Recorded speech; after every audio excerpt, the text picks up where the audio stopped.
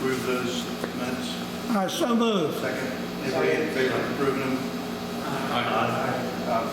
Speaking of the newsletter, I want to say that Dan Brown made a great contribution. He had a detailed article about his direct conversion receiver, including color pictures, and that was we're looking for content for the newsletter.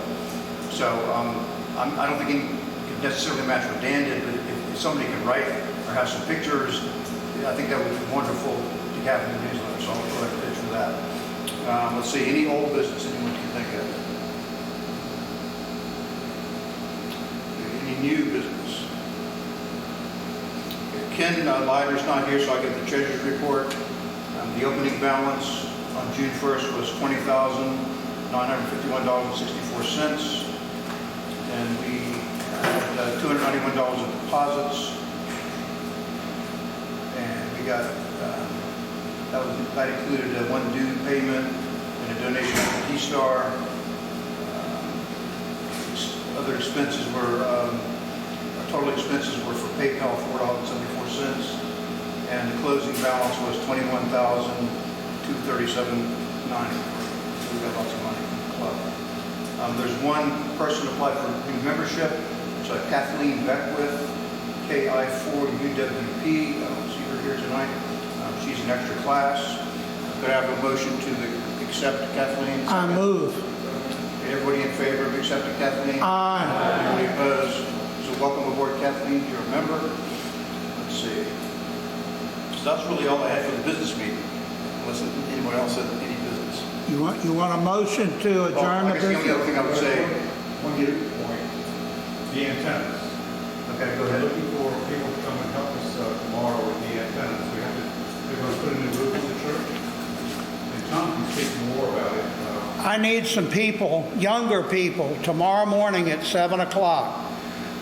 It won't take long, but we physically have to get the vertical antenna and the mounting base and all the pads and stuff off the roof tomorrow, so that the roofing company next Wednesday can tear all the roof off the church. And they'll accommodate us putting it back. How do you define younger? Anybody that, well, I mean, I don't want 80-year-olds and people like me who can't climb up the ladder. You're not going to give me a number?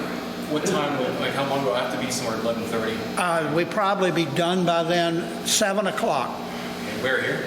here. Okay, I'll be here. Right at the gym door. Daryl's going to be here. Same door I entered? That door back there, yeah. I will be here. Mike and I will be. Mike and Daryl will be here. All the antennas. And so he'll know quickly how to get to them and get them down. And to help me here, to help Mike. But I was, we want to have some younger people come over. We're a young point in time. Mike and I want to get on. We want some younger people to know how to do it. Yeah. 7 o'clock a.m. tomorrow? Yeah. Here? Yeah, and you enter that, get on that roof inside, there's a 20-foot ladder or less up to the ceiling. It's not I'm up. just going to be here so I can get their phone number, I can text them. Okay. All right. I told Daryl that, Lauren, I'm going to try to have a Zoom business meeting on Thursday at 7. Will that be okay for you? Yeah. Yeah. The only thing I see at 7 a.m. is inside my highway. So I'll send around an announcement. Sir?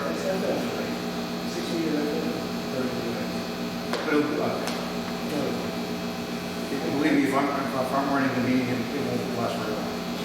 So anyway, anything else business-wise? So I move that we close the business meeting, or ask for a moment. Second. All in favor?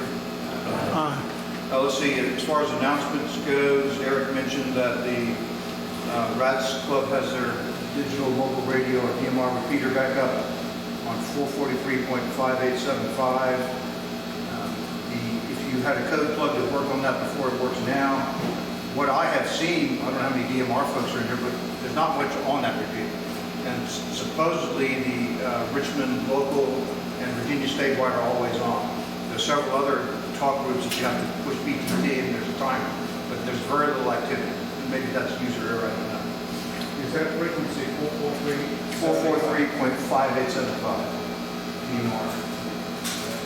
And it's on the same, it's at 500 and some feet up on the same tower as the Verizon. So that's, if you had that before and the code does work, it'll still work. And I know my radios work, it's got something called echo test. When you broadcast it, it'll give you back your signal. So I just don't hear much on there, so I don't know whether people haven't realized that computer's back up or what. See, there was a silent key, Harry Glessner, WA4CUU. Did anyone know Harry? His widow got in touch with Bruce McAllister, and he has a tower, I think it's half, one section is up and the rest is on the ground that she wants to get rid of. So if anybody's interested in the tower, I think Bruce McAllister is up on that. Anybody do anything interesting in radio they want to talk about? Are they going to show and ask in here? Sir? Are I going to show and ask? That's not a show and tell, it's a show and ask. You can ask. All right. Oh, I got one too, I forgot.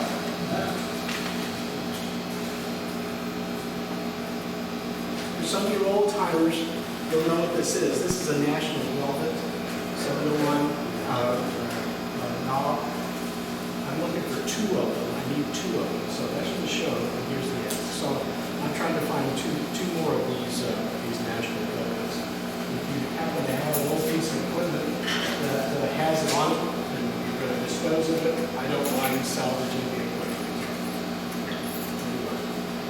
Armin and I are going to put a note in the next newsletter with language or whatever necessary. So if you have one, I love freebies, but if you want something for it, I'll be glad to pay you for it. It's the national development. Thank you. Thank you, Richard.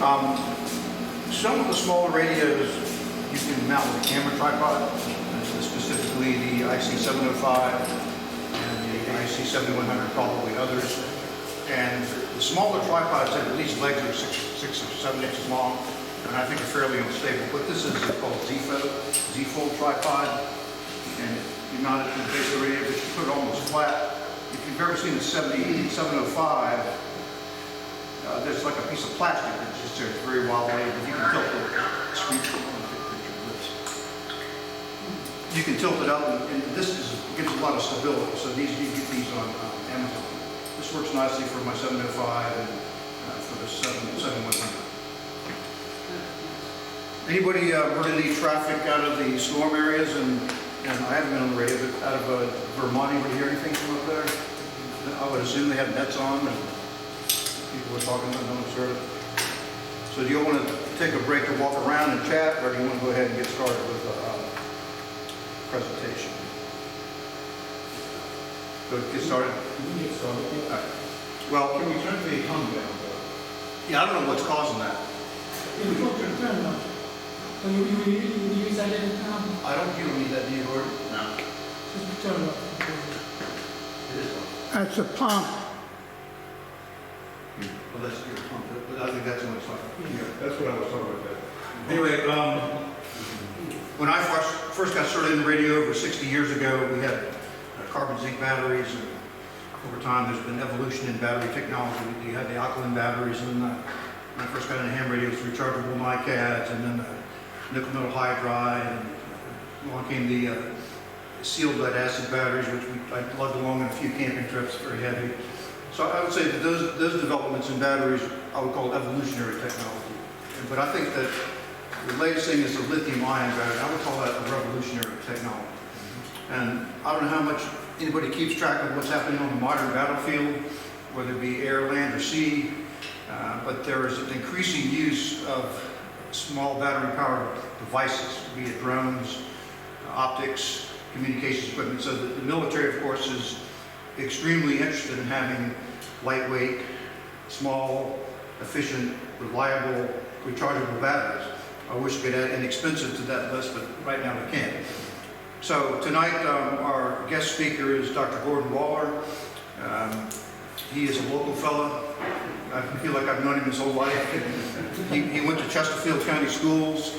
He went to Virginia Tech for his undergraduate and master's degree, and went to Georgia Tech for his PhD in material science engineering. He initially worked at the Naval Surface Warfare Center in Maryland, and now he is a materials engineer at the Naval Research Lab is that in DC or Maryland? It's in DC. In DC. So he's going to give us a perspective on battery supportable use. Bill, take that. Can everybody see me well if I stand here on the screen? I think it's got wheels so I can move it. All right, so thank you, Dad, for the introduction.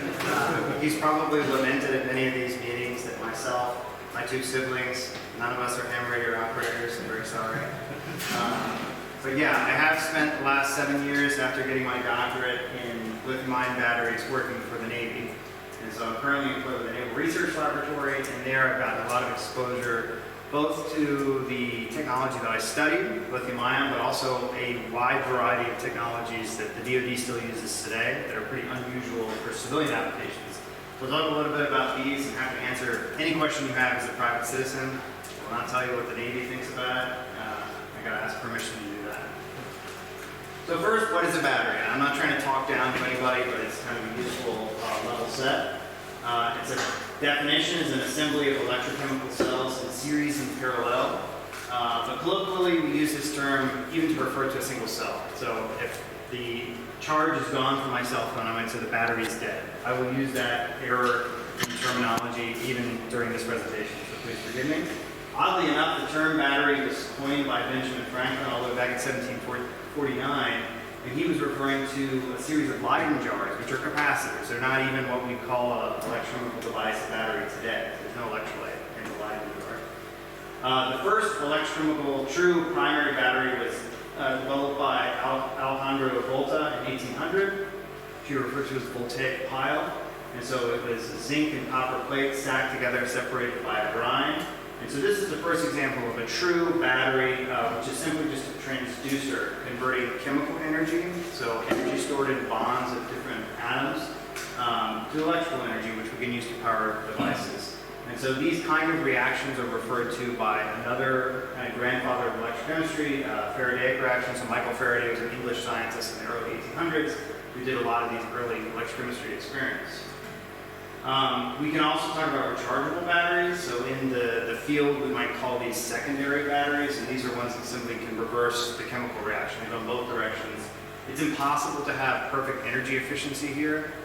So if you are able to get a certain amount of watt hours out of the device, you're going to have to put more into fully charge the device. But you can have 100% efficiency in terms of charge. So coulombs in, coulombs out, that can approach 100% efficiency. The first rechargeable battery was a lead acid cell, which goes all the way back to 1859. And there was not a lot of rechargeable battery development in that time to now, as Dad pointed out. You have things like NiCad, nickel metal hydride, and lithium ion, but there weren't huge advancements until relatively recently. So a little bit of battery history. On the top of this graph, we have examples of military hardware powered by batteries. A couple of radios called out that I'll go into in more detail. And on the bottom, we have various civilian applications. And certainly things really expanded dramatically from the early 1990s to now, which is when lithium ion was introduced. So all kinds of military hardware that basically needs air independent or very quiet source of electrical power would use a battery, lithium ion being extremely popular. And then of course we have cell phones, electric vehicles, drones, undersea applications, all this kind of stuff are empowered by batteries. So the first example of military use of batteries I'll talk about goes all the way back to the Civil War. One thing that's really cool about this image, this is a telegraph battery wagon, and when I looked up a high resolution version of this image for this presentation, this photo was taken in Petersburg, so not far from where we're standing right now.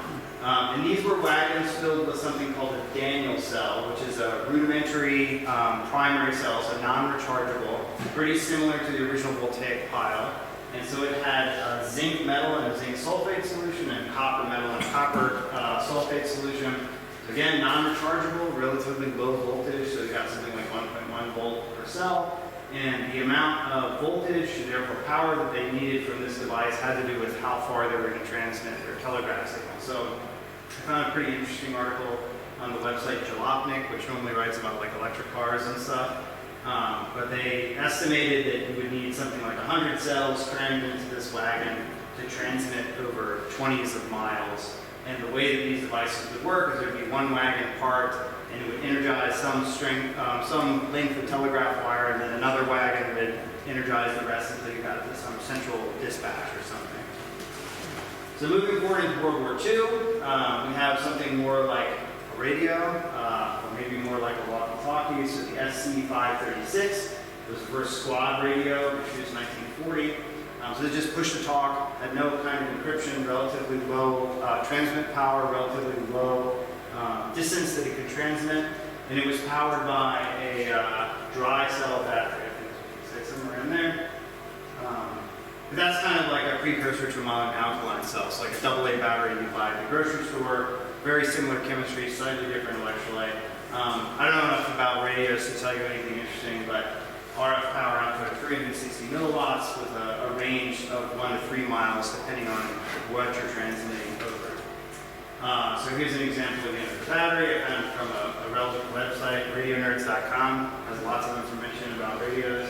But again, this is a zinc anode, manganese dioxide cathode, same thing that's in a modern alkaline battery today, but slightly different electrolyte. So moving forward to beyond World War II, so like Korean War and beyond, and there's this series of radios that are all designated as this ANPRC, so the Army Navy Portable Radio Communication Devices. I have some examples of that throughout history, but the first one, oddly enough, had no battery at all. It was a portable radio that was moved around in a suitcase, and it would just use like AC power from the wall.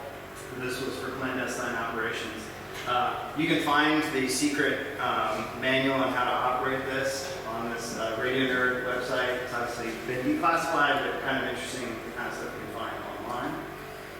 So moving into the Vietnam War, the ANPRC 77, before that the ANPRC 25, were more portable, more powerful capability that also had some encryption built into it. So this is the actual radio, and below that is something called the Nestor voice encryption system. I have no idea how that works, but that's what Wikipedia said it was. So now we've gone from the 360 milliwatts transmission power from World War II to a 1 to 4 watt transmission power with a range of 5 miles. This one uses a pretty unusual battery type. As far as I can tell, this does not exist anymore today, but a magnesium battery, which uses a magnesium metal anode with a silver chloride cathode.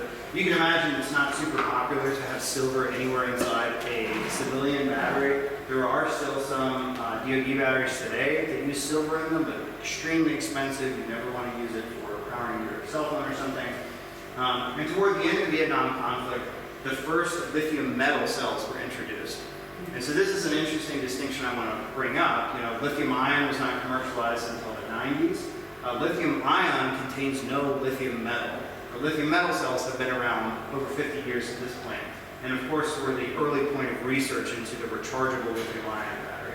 So once you introduce lithium metal, it mandates a whole bunch of changes in the electrolyte and the electrode design, but it affords you a higher cell voltage. Now a single cell goes from 1 to 2 volts that's possible of water-based electrolytes over 3 volts. Modern lithium ion is over 4 volts. So higher voltage, less series connections required, less parasitic mass in your device. So the modern ANPRC, here's an example of the PRC 117. It has this satellite communications antenna. This is the highest number of PRC I could find, so I assume it's the most recent one. These are designed to be interoperable with both lithium metal, which are primary non-rechargeable batteries, and lithium ion rechargeable batteries. And they have standard brick shapes that I'll show in some subsequent pictures. And they have a military performance standard around what the electrical connect has to be. And so the voltages are all the same. So if you're a soldier and you're trying to make some decision about like what battery to use, they're perfectly interchangeable.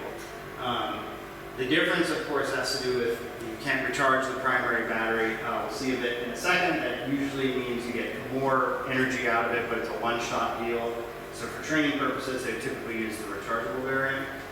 So the most recent PRC 177G has a 20-watt maximum transmitting power, and because it has this software-defined signal processing over the Verizon Satcom capabilities, it basically can transmit anywhere around the globe. I guess as long as there's a repeater or something to pick it up. So what's driving the motivation to switch to these different battery chemistries? So certainly the DoD all the armed services branches are incorporating whatever modern technology the civilian world is cooking up, but also the transmission power is growing all the time, so it kind of mandates you have to have a more energy-dense battery. And so over the years, energy density, which can be expressed in terms of watt hours per kilogram, watt hours per liter, just goes up and up and up and up. There is kind of theoretical maximums for all of these chemistries, what could be obtainable, but in general, as high as possible, that's the goal. There's this concept, though, which there's a professor at Columbia University who kind of cheaply defined this unfortunate tetrahedron. And basically, you have to pick two of these axes, and you can optimize along that connecting space. You can't optimize everything simultaneously. So the DoD, just like civilian applications, kind of has this pick two scenario. You can pick two and optimize those, the rest of them you kind of have to sacrifice. So if it's a really clandestine, must-work type operation, you might not care that much about capital costs. And recall that we talked about silver in the electrodes. That might be a reason you do that. If it really has got to do something magical, you're okay with paying for the silver. Power density is another example with a lot of newer electronic munitions, so like lasers and this kind of stuff. Power is really what they need. And so energy density is fine as long as you can get the power. There's heat issues associated with that. But generally speaking, power and energy are inversely proportional. You cannot get them both at the same time. Lithium metal cells that we talked about, first introduced in the 1970s, those have the highest energy density of any commercial cell on the market today. And those can exceed 500 watt hours per kilogram for a very unusual chemistry, which is this lithium thionyl chloride. This is primary, non-rechargeable. They can be purchased in a D cell, same thing you put inside a boom box or something. Yeah, only the DoD uses these. I'm not even sure you can buy them as a civilian. State-of-the-art lithium-ion batteries, this is the kind of stuff that's going in an electric vehicle, maybe it's half that, 250 watt hours per kilogram. So in terms of chemistry, there's quite a lot of room for optimization there. Cycle life, of course, another consideration. Lots of rechargeable applications are limited by cycle life. So a discussion I've had with my dad is the early portable power bricks with lead acid, very limited cycle life, very sensitive to depth of discharge, sensitive to storage conditions, lithium-ion less so. So I wanted to talk a little bit about what makes lithium-ion so special. As many of you may be aware, in 2019, the inventors of the lithium-ion battery got the Nobel Prize. It was 3 scientists. It works completely independently, but it was the amalgam of all their individual contributions to the technology. So first, a British scientist who was working in the United States, Stan Whittingham, was actually working for Exxon in the 1970s. I've seen lectures from Professor Whittingham, and basically he says Exxon was scared and motivated by the oil crisis of the 1970s to develop better batteries for electric vehicles, and you can believe that. And so they came up with a rechargeable lithium metal battery, had a cell voltage of about 2 volts, there's a lithium metal anode and this titanium disulfide anode. And they went as far as attempting to commercialize these technologies, but they led to major safety issues, so huge spontaneous fireballs in any application they put them in, which is certainly not desirable. Moving forward 10 years, a professor at the University of Texas in Austin, John Goodenough, who just died like a week ago or something, invented a high voltage cathode based on cobalt dioxide. This is the cathode that is the predecessor of pretty much every modern cell phone battery. And then finally, scientists in Japan, Akira Yoshino, replaced the problematic lithium metal anode with a coke base, which is kind of related to graphite, a carbon-based anode. And the combination of those two, so a carbon-based anode, a cobalt dioxide-based cathode, led to lithium ions in true sense. Lithium metal is removed from the cell, high cycle life, high power capability, high energy density. And so it was Sony that commercialized that in 1991. And so if you ever hear these two guys give presentations, the first thing they point out is that all of the original research for the parts of lithium ion, at least a lot of it, happened in the United States, paid for by the United States, and then the Japanese commercialized it. So, a lot of people feel burned by that. You know, it was a failure of the United States economic engine at the time to capitalize on those investments. So, other applications that need power and energy in the military and are enabled by batteries. Forward operating bases, which we'll talk about in a second. So any kind of austere application which may have various electronics, sensors, radios, computers, even just like HVAC or something, all of that needs electricity. And so if you're out in the middle of nowhere, you really don't have a lot of options for where that power to make the electricity comes from. Manned deployable and even larger unmanned undersea vehicle, UUV. If you imagine something's going under the water, combustion is out. Unless you bring the oxygen with you, which some people have tried, you don't have anything to burn, right? So you have to store the electricity in batteries or you're a nuclear submarine. So below a certain size, you use batteries. And then even the very large size surface vessels are enabled by batteries. So I referenced earlier like electric munitions. So very high powered radars and high powered lasers all need some kind of energy arbitrage. So even if you're a nuclear powered aircraft carrier, you cannot generate the amount of power instantaneously needed to operate these devices, so you have to kind of sequester it and then discharge it all at once. The batteries would do that. Back to the forward operating bases, I think at least since the early 90s, certainly into the 2000s, vulnerability of fuel caravans was a major problem. So they would be long lines of trucks carrying logistics fuel out of forward operating bases. Those are an easy target for somebody trying to disrupt the operations in the area. And so believe it or not, the Marine Corps has been using solar panels for quite a while. Those solar panels just generate the electricity. If you want to store it for later, you need the battery. So it's kind of an obvious relationship there between why high cycle life, high energy density, rechargeable battery like lithium ion makes sense, and the DoD has only grown that capability. A little bit about battery scaling, just some kind of general idea. A AA cell might have about 3.5 watt hours. An 18650 cell looks a little bit like a AA. It's a cylindrical format for lithium ion. 10 to 12 watt hours depending on the chemistry. This is kind of like a building block cell. So when Tesla first commercialized the electric vehicle in the early 2000s, they were generally said to be using laptop batteries. And that was not an exaggeration. It was literally cylindrical cells that would be inside a laptop. And they have thousands of those connected in series and parallel to power the first electric vehicle, at least the first electric vehicle using lithium ion. And more modern electric vehicles use larger cells, different assemblies, that kind of thing. The BB2590 is a standard brick. This is what's used for all radio batteries today.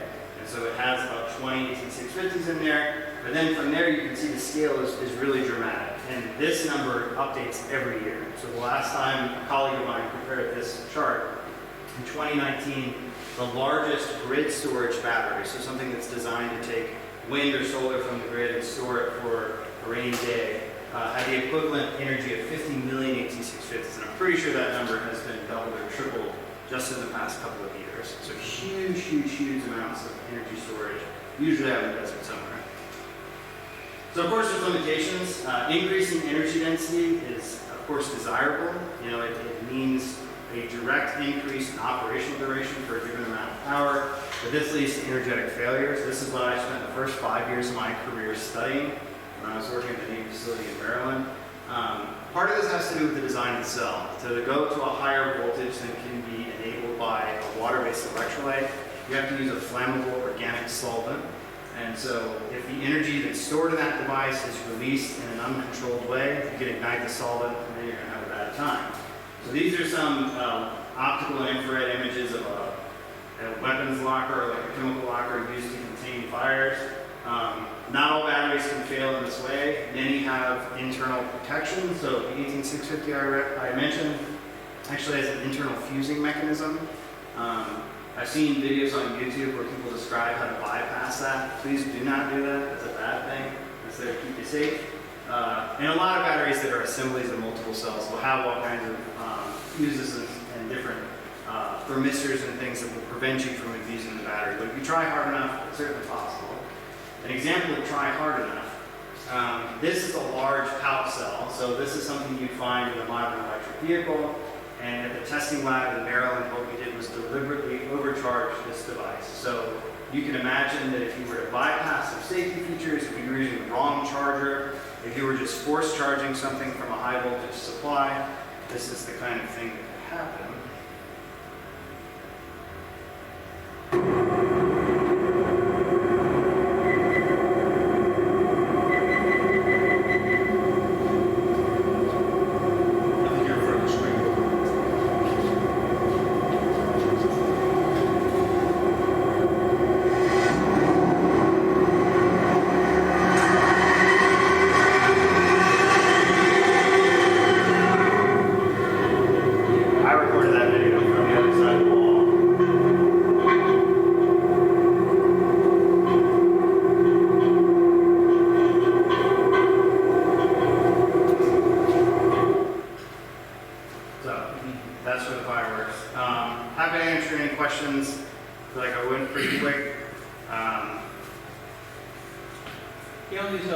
iron phosphate batteries on that you're going to be storing for a long time, you want them to get like a 70% charge.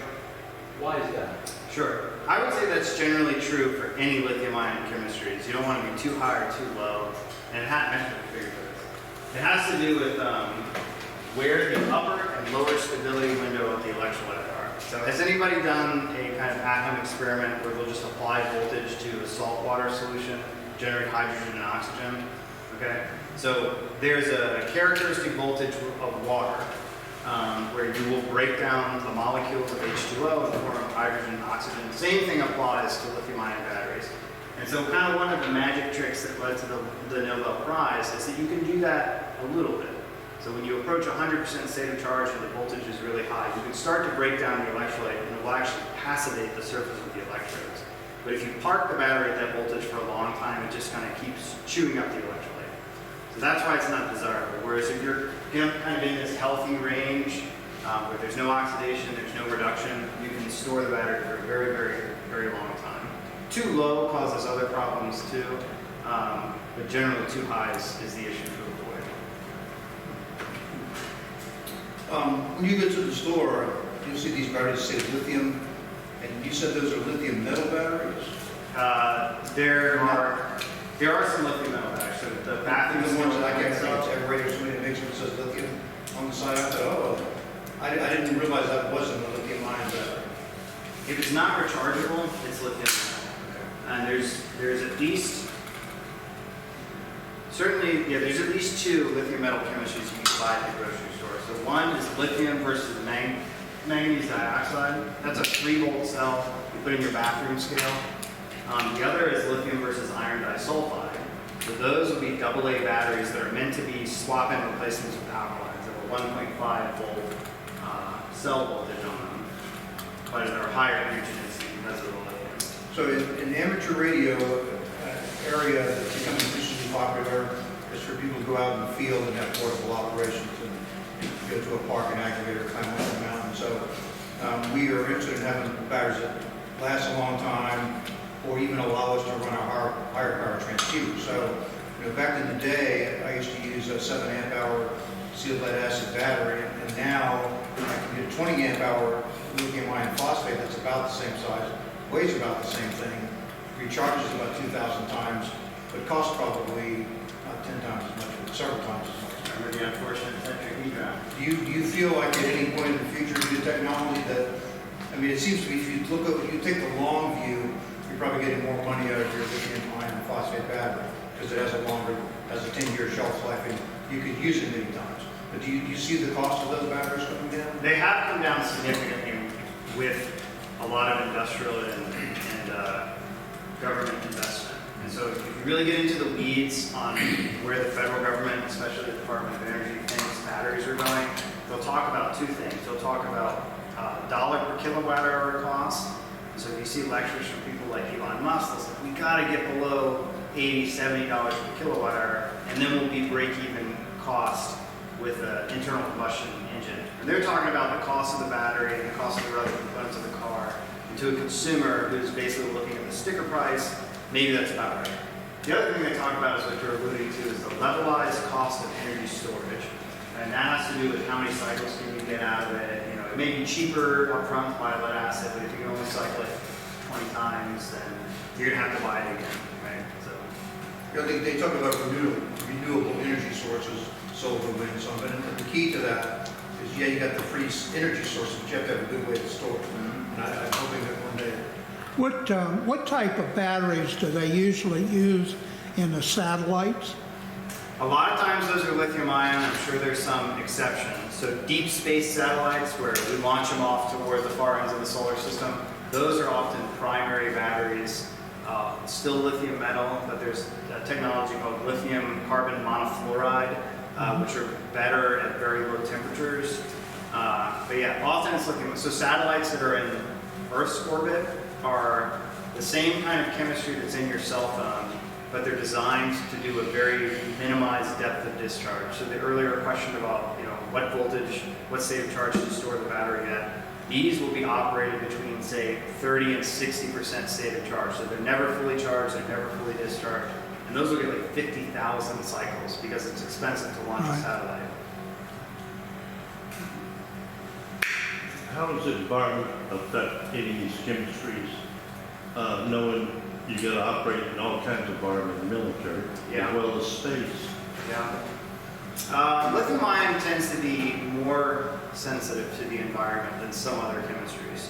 So the lithium thionyl chloride I mentioned, which the DoD uses, can take relatively high temperatures, relatively low temperatures, and they'll use them in situations where that's likely to be encountered. So the classic examples they'll talk about is if you have a battery that's meant to power a device that's going to be launched from an airplane. So let's say it's flying around and it's really cold, you know, several thousand feet above sea level, and they launch it out of the plane and it's got to start generating power right away. Those things can be at like negative 40 degrees Celsius, and they've got to generate power. Lithium ion cannot do that. The higher temperatures too generally lead to better performance but faster degradation. What type of chemistry do they use in batteries that are designed to be liquid fuel cells, or what are they that if you're getting ready to utilize a munition and you know they're a one-time use Yeah. thing? Not a lot of people know about these kind of batteries. So yeah, you're talking about there's liquid reserve and there's also what are called thermal batteries, but there's different ways that you can have a battery sit with full charge for many years, and then it activates super quick and then it goes. And normally the applications of these are missiles and rockets and stuff like this that need to withstand really significant environmental conditions and super long shelf life.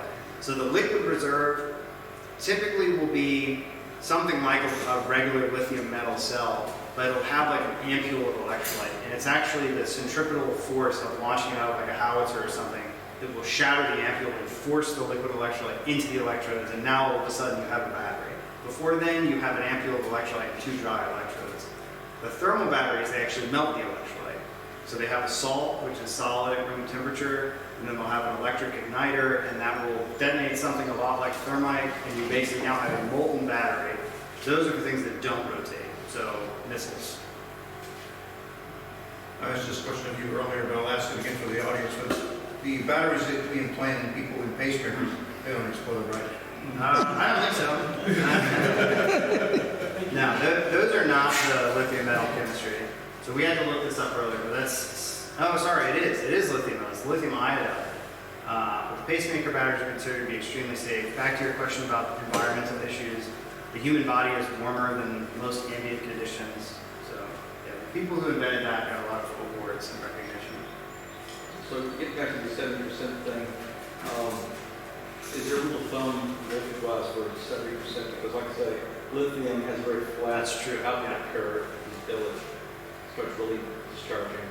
If you have a hold of the spec sheet, often it will have kind of an S-shaped voltage response. I would say if you're anywhere below that first knee, you're probably fine. But yeah, you're absolutely right. A majority of the capacity is delivered within a relatively narrow voltage window. That's a feature, not a bug. But yeah, I would say if you're just below the part where the voltage stops decaying rapidly, then that's a safe spot. All right, as far as charging a lithium battery versus charging a lead acid battery, do they take different chargers? Sure. Lead acid batteries tend to be more forgiving. So people will talk about trickle charging or float charging a lead acid battery. I can bring it up to a voltage and just leave it there. The reason you can't do that, or often the electronics will prevent you from doing that with the lithium ion, is the same reason about the high voltage storage, is that you're actually not quite stable at those highest voltages, and so you don't want to do that, because then you're overcharging, which is what I did, and made the battery explode. So is that about the Boeing 787 that those batteries blew up? I don't think they were charging that. I think the conclusion was that they had made a battery that was getting squished into a container. And so there's lots of different ways to blow up a lithium-ion battery. You can overcharge it, you can overheat it, you can pinch it, you can do all kinds of things to it. So in that case, they had shorted the inside of the cell by pinching it too much. There was a recent recall of batteries, the Galaxy Note 7. So if anybody's flown recently and they say, if your cell phone or your tablet falls out of your pocket, do not try and recover it. Hit the thing and somebody will come and, has anybody experienced that on the airplane? Pay attention next time you fly. It's kind of an unusual, like, why are they telling you this? It's because that they're worried people's cell phones will fall into the mechanism of the chair, and then you're rocking back and forth and puncture the battery and cause a fire on the plane. So don't do that. Don't be afraid. It's all fun. Gordon, I've noticed that there now, if you go online, you can find car batteries for capacitors. Mm-hmm. Any thoughts about capacitor batteries? You mean like an electric vehicle battery? No, you can actually get a 12-volt replacement battery for your car. Ah, like a starter battery. Exactly, yeah. That seems plausible. Yeah, for motive power, even the best supercapacitors, as they call them, do not have high enough energy density. But for instantaneous delivery of power, capacitors are great. So yeah, there's a possibility there. I've not seen that, but it's possible. I've done that. I have done that. You have? Yeah, I actually had it was a Honda Civic, Okay. and I got a lawnmower battery, and then I had a 6-pack of the 350 farad capacitors that I had made, and worked great. I mean, it was more than enough, and it would even truck the car without the battery. Sure. Okay, but the battery was just there to keep it topped up. Yeah. And one day I was coming home, I think it might have been from a ham radio meeting, and I came home and I heard a pop, a real loud pop. I knew what it was. I pulled over and my capacitors had exploded. Wow. And the thing was, all I had was the 6-pack wired in series. Mm-hmm. I didn't have any voltage equalization. So one of them got above, it's like 2.7 volts maximum or whatever, and it exploded. Yeah. So Same thing can happen with lithium-ion batteries. So it always makes me a little leery when I see the hobby packs that people will make. It's not a bad practice to work with the 18650s like this one to have internal safety mechanisms. Yeah, capacitor stuff is pretty interesting. When I was in grad school, there was a lot of buzz about can you get the energy density of, and again, they're called supercapacitors. Can you get them high enough that they can be competitive with lithium-ion? And I think the best examples are kind of in the ballpark of lead acid, but they have other benefits. They charge very quick, insanely high cycle life. I don't think they retain charge very well. That's my understanding. So like, unless you have something to top it off. the lawnmower battery is good for that. Yeah. And I can see that in the future they come up with some kind of hybrid that was protected. Sure. And it would be a good innovation. The lead acid industry is very strong in the United States. So I can see where there's some resistance to that. I don't think we have any lead smelters left, so all that's kind of foreign now. Yeah. Will solid state batteries, will they take the place of lithium ion in the future, in the next decade or so? If you talk to the industrialists, yes, it'll happen next month. Please get your checkbook. When I go to the academic conferences, the university professors that are well recognized for having worked on solid state for many, many years, they are more cautious. They think it's a couple of decades. And a lot of the discussion now is about, is there even enough lithium in the world? Is there enough nickel and cobalt to make lithium-ion batteries for all the cars and all the grid storage? So a lot of people will say, everything is on the table. So solid state may enable certain other chemistries that could solve some of the supply chain issues. My feeling is it'll probably be within 5 years. There will be like a personal electronics, like a cell phone battery that's using solid state. It won't have the cycle life necessarily that you need for other applications. I think lithium ion is going to be around for a long time. What's the solid state battery? I don't know what that is. Solid state refers to the electrolyte itself. So in all of the other chemistries that I've discussed, except for the thermal battery, which is solid until it's molten, the electrolytes are liquid. So in theory, you could leak it out. You could dry out the cell. Often the cells are designed to be kind of dry, like all the electrolyte is captured. The solid state literally means there's no liquid. If you dig into the literature, there's a lot of people who will call a gel battery a solid state battery. So like if you bought a gel lead acid, you wouldn't say this is a solid You're state. not talking about P-in junctions and things like that when you say solid state. They are ionically conducting solids. So Usually when we say solid state, you're talking about a transistor. I understand, but that's in distinction from like a vacuum, right? So yes and no, some similar. Yeah, but I think solid state implies either PN or some. It's not a He's transistor. referring to the three states of matter, not the Okay. vacuum jump. Thank you. Thank you, sir. For that. Go ahead. There was a paper that was written, and I don't remember what crystalline structure they were using or what isotope, but they were using a radioisotope in a crystalline structure. And it had great potential they were using the beta decay Yeah, okay. to generate electricity. And they were saying these things could be stacked, and it had great potential for medical devices, for satellites, because basically the battery was good for many, many years. It just was extremely low current. Yes. So that's a technology that just really hasn't even developed. Yeah, it sounds like you understand that a lot better than some of the people who have tried to sell that to the Navy. But yeah, nuclear batteries is kind of the general term. Beta voltaics is another one, but beta decay is radioactive decay where you generate an electron. And so if you have a device which can capture that electron and generate a very small amount of power, then your radioactive source could have a half-life of hundreds of years or something. Right. And so yeah, in principle, the energy